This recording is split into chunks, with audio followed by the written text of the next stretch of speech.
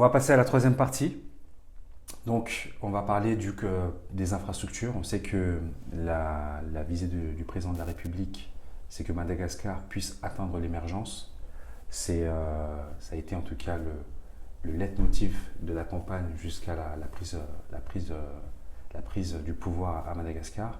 Et forcément, cette émergence-là, elle passera par des projets importants au niveau des infrastructures. Aujourd'hui, les sujets sont nombreux par rapport aux infrastructures. Le premier, bien évidemment, concerne encore la capitale avec Tadamasange. Il y a aussi une annonce qui a été faite ces dernières semaines c'était aussi une promesse de campagne par rapport au nouveau Miami à Tamatave, qui est la première ville portuaire de Madagascar et la deuxième plus grande ville. Et enfin, il y a aussi le développement du sport, où une annonce qui a été faite avec la venue du président Infantino, le président de la FIFA, sur le 32 stades qui seront soit construits ou soit réhabilités. Donc j'aimerais bien avoir ta vision déjà sur, peut-être déjà, premièrement pour commencer, peut-être comment tu vois le développement des infrastructures à Madagascar.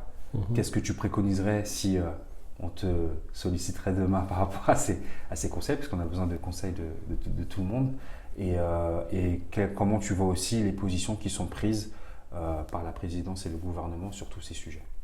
Oui. Dès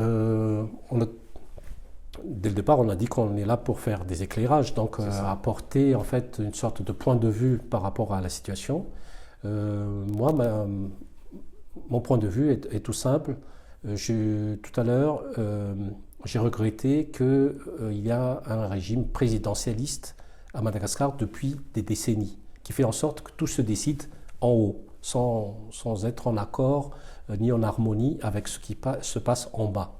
Et ce que je souhaiterais, c'est qu'il y a une sorte d'approche participative sur des projets qui ont des impacts sociaux, économiques et culturels. Le projet Tadamasange, par exemple, est un projet présidentiel, puisque ça fait partie on va dire, des promesses électorales du président actuel. Mais la mise en place du projet, la façon surtout d'accélérer les choses, me semble être au détriment de cette, on va dire, façon de faire à la malgache, où on s'explique, où on demande aux gens, s'ils veulent bien participer, s'ils sont d'accord par le projet, avant d'imposer le projet. Il ne faut pas que ce soit un projet qui descend d'en haut en bas, et sans considérer donc les impacts à la fois environnementaux, mais également techniques, puisqu'il y a le niveau d'eau de Tatanarive qui fait que si on fait un remblai de tout ce qui est parti au-delà de Betsimta, Tacheletour, on risque les inondations de toute la ville, de tout ce qui est la ville basse d'Atanarive. Donc tout ça, ça mérite des éclairages, des concertations. Donc il y a des phases de concertation, comme tous les projets ici en France, dans toutes les communautés ou même dans les communes, il y a toujours on va dire, cette période de concertation qui est nécessaire avant d'imposer un projet. Moi, ce que j'ai constaté, c'est qu'il y a eu un rejet du projet. Et c'est là où je me pose la question si le projet Tadamasange doit se faire exactement là où c'est prévu, c'est-à-dire en Boutapet et à Mbouimiante, je crois. Tout simplement parce que quand on parle de nouvelle ville, le concept de nouvelle ville n'est pas nouveau à Madagascar. Ça a été déjà dit et étudié dans les années 70, à la fin de la Première République. Et à l'époque, il y avait plusieurs projets. Par exemple, il y avait déjà une idée de faire un tunnel entre Ampeflou et Analakil, à l'époque, pour viabiliser la ville d'Antananarive de l'époque. Il y avait un projet qui consistait à placer tout ce qui est administration et tout ce qui était donc gouvernement à Antsirabe. On parle des années 70, 70, 72. Cela ne s'est pas fait.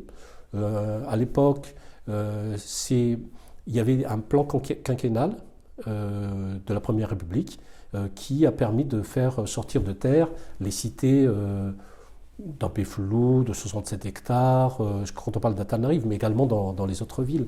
C'est-à-dire qu'il y avait un plan quinquennal où l'aménagement du territoire, l'aménagement urbain était bien identifié, on le savait 5 ans à l'avance.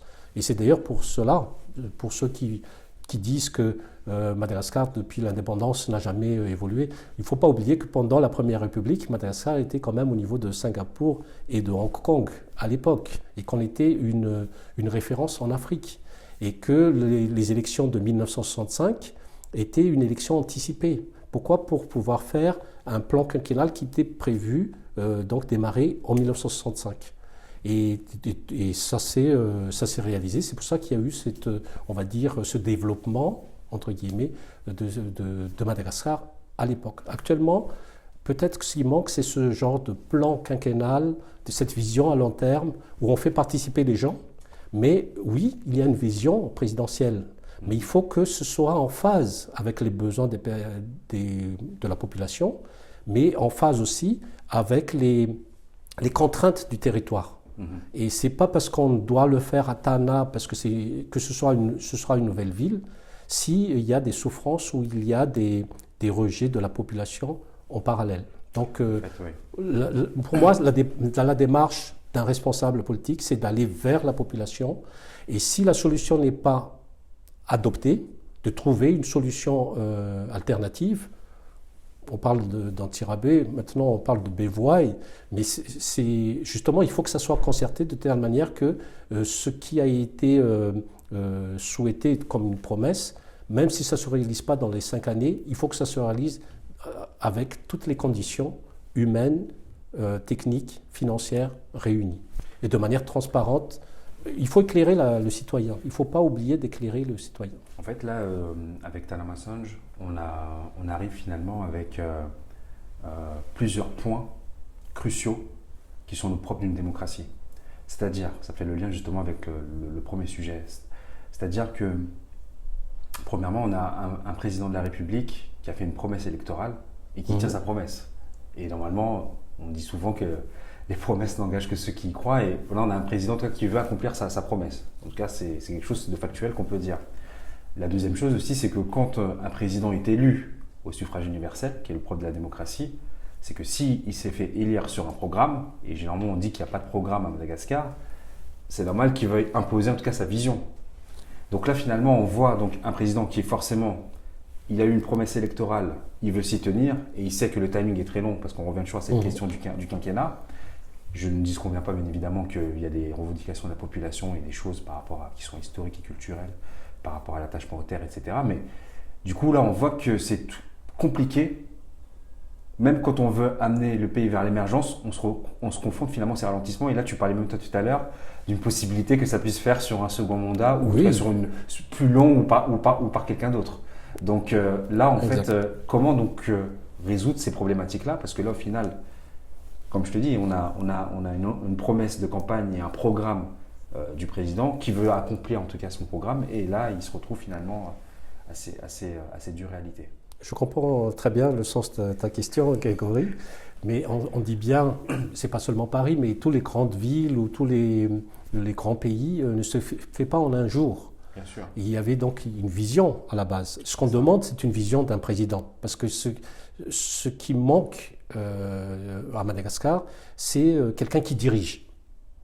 Donc il faut quelqu'un qui dirige. On parle même à un certain moment de démocrature pour qu'il y ait vraiment cette volonté politique dont on parlait tout à l'heure et qui manque. Mais ce n'est pas parce qu'un président a promis quelque chose, et là on tombe dans le système présidentialiste, que ça doit être imposé à tout le monde, alors que, comme je l'ai dit tout à l'heure, ce n'est pas pour critiquer on va dire, le projet en lui-même, mais le président doit être à l'écoute de sa population, de la population.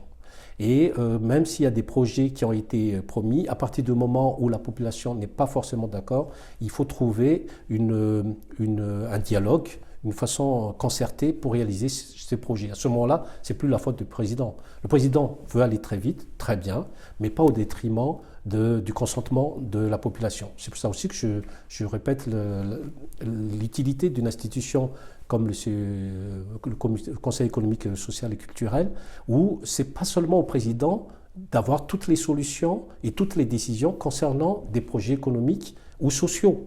Parce qu'on peut très bien concerter, il y a certainement d'autres personnes, des enseignants, des chercheurs, les gens qui sont de la Terre, issus de la Terre, qui peuvent également donner des solutions, revoir l'histoire, revoir tout ce qui est, ça fait partie de notre patrimoine, tout ce qui a été fait avant, pour qu'on ne reproduise pas le passé, parce qu'on n'a pas bien écouté, en fait, bien étudié la situation. Donc oui, il y a des objectifs du président, mais oui, il ne faut pas tomber dans le présidentialisme. Il faut être acteur, diriger le pays, parce que le pays en a besoin, mais de manière quand même concertée pour qu'on n'impose pas des choses, parce que la population malgache est très concernée par ce qui se passe. Et elle est composée par une grande majorité silencieuse. Et quand on a vu dans l'histoire, quand ils ne sont pas d'accord, à un moment donné, ça risque encore on va dire, de renouveler les expériences de soulèvement qui nous conduit encore à une instabilité politique. Et on ne le souhaite pas. Oui. Après, c'est vrai que je pense, pour finir sur ce sujet-là, mais c'est qu'on arrive finalement à une contradiction ou une opposition finalement sur les horizons et les visions. C'est-à-dire, c'est très difficile. Par exemple, c'est un cas qui s'est passé en Côte d'Ivoire, où à Abidjan, justement, il y a 4 ponts qui ont été construits pour faciliter et empêcher les enclavements, justement. Et la population ivoirienne, la première chose qu'elle dit, c'est que le ciment, ça ne se mange pas. Donc forcément, on se retrouve dans les mêmes problèmes. Et c'est un peu le problème, finalement, quand on s'oriente vers cette idée d'émergence, on a besoin d'infrastructures. Et de l'autre côté, on a besoin de populations qui ont besoin de se nourrir et du quotidien. Et c'est 2 objectifs qui sont difficiles des fois à converger. Exact. Mais on peut prendre également l'exemple de l'île Maurice. Il y a une élection qui s'est tenue, je crois qu'il y a 15 jours, où pendant la période électorale, le pays est en effervescence, les forces sont opposées, il y a, entre guillemets, des magouilles et des manœuvres, des grandes manœuvres qui se produisent, mais une fois que c'est établi, il y a cette façon de gérer l'économie qui tiennent en compte, on va dire, les règles du jeu imposées par l'international, la transparence dans l'économie, conduire on va dire, les chantiers jusqu'au bout, avoir cet engagement.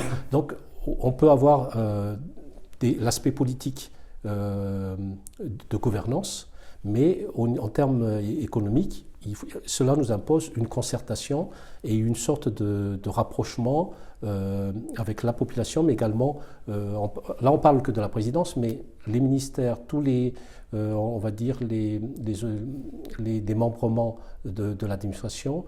On parle également de la mise en place des régions de manière autonome, qui est prévu également dans la Constitution. C'est tout ça qui seront les acteurs, les véritables acteurs du véritable développement à Madagascar, puisqu'il faut que ça émane du territoire.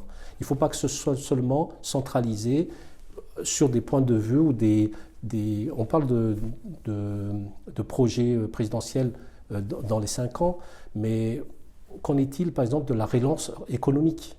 Est-ce qu'on relance l'économie par la consommation? Est-ce qu'on relance l'économie par le revenu? Est-ce qu'on relance l'économie par l'investissement? On n'est pas encore très précis sur la véritable politique de relance économique à Madagascar, par exemple.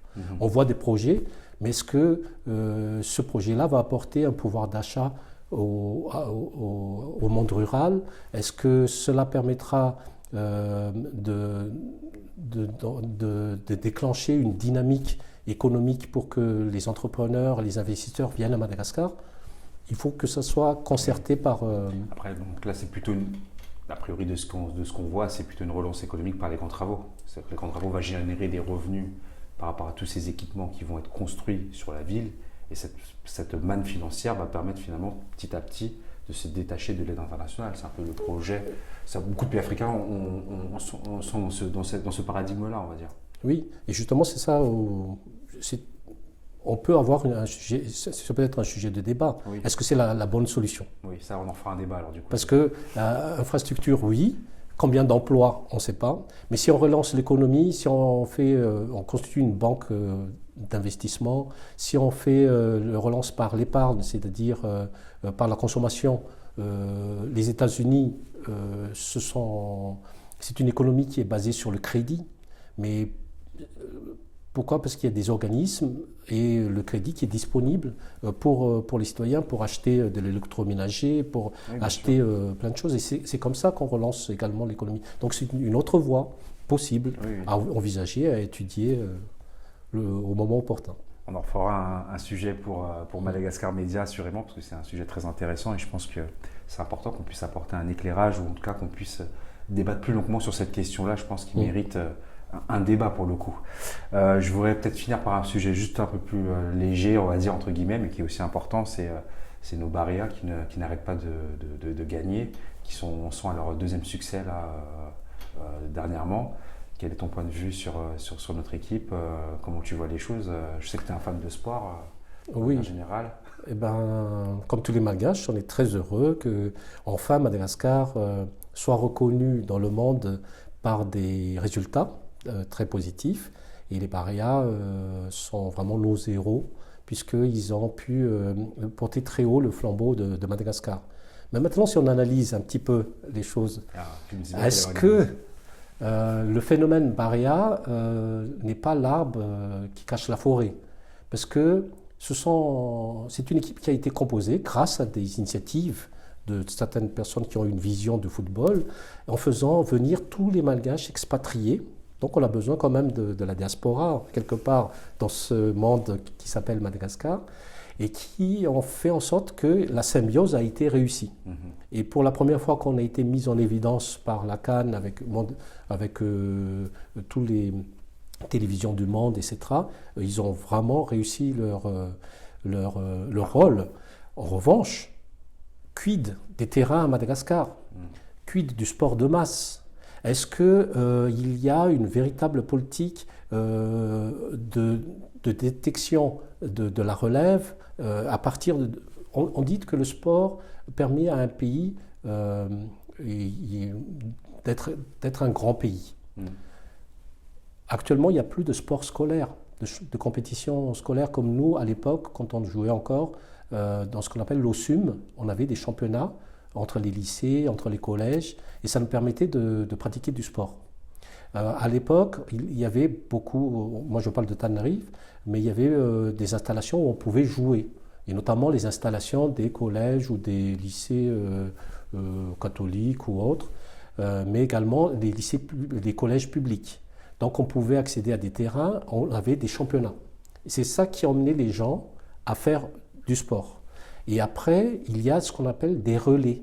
C'est-à-dire, il y a des gens qui sont des bénévoles, qui sont des anciens pratiquants du sport, qui ont le temps et les moyens de transmettre. Et c'est eux qui nous ont éduqués quand nous, on était en minime, en cadet, en junior. Ce sont des anciens qui nous ont emmenés à apprendre le sport et à le pratiquer. Actuellement, les gens n'ont plus ce temps-là et on ne donne pas assez de latitude, on ne reconnaît pas ce rôle de transmetteur aux bénévoles. Donc tout devient en fait, dans le sport actuel, il y a un nouveau championnat, d'accord, que ce soit dans le foot, il y a du championnat au basket, pour ne citer que le sport collectif, mais maintenant les grands joueurs, ce sont des joueurs qui ont besoin de moyens, donc il y a un modèle économique qui a évolué pour le sport. Et ce modèle économique n'est pas un sport de masse, parce qu'on ne voit pas la démocratisation, la vulgarisation du sport dans tous les territoires. Or, si nous souhaitons devenir un jour une grande nation de foot, de basket, de volley, il faut préparer dès maintenant cette infrastructure. Et moi, je pense que les Barrias, ce sont un symbole de réussite. On peut réussir, mais les joueurs de Barrias ont réussi par les moyens des pays d'accueil où ils se sont retrouvés. Alors que chez nous, il n'y a pas ces infrastructures-là. Pour les résultats immédiats, on a besoin de nos expatriés. Mais l'objectif serait que c'est grâce à nos nationaux qu'on arrivera un jour à réaliser les mêmes performances, voire mieux. D'accord, très bien. Merci Philippe pour Merci beaucoup, cette interview. C'était très enrichissant. Merci d'être venu dans le studio et surtout d'avoir apporté ton éclairage sur toute l'actualité à Madagascar. Et je te dis à très bientôt. À très bientôt.